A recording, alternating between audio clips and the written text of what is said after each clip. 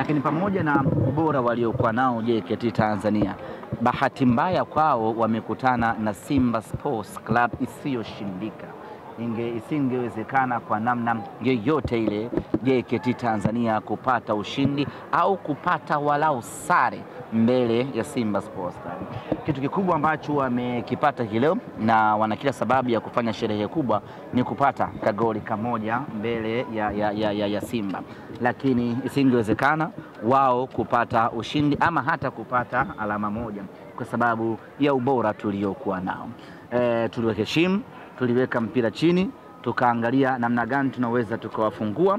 Kipindi cha kwanza ikawa ngumu, kipindi cha pili meneja Dimitar Pantev akabadilisha mipango yake ya kiufundi sanjari na kubadilisha wachezaji, na tumeona imetulipa. Tumepata mabao mawili na almanusura tupate bao la tatu la Eli Mpanzu, lakini yote kwa yote sisi tunao furaha kubwa kwa ushindi huu ambao tumepata. Tumeendeleza maximum winning na 100% winning kwenye mechi zetu.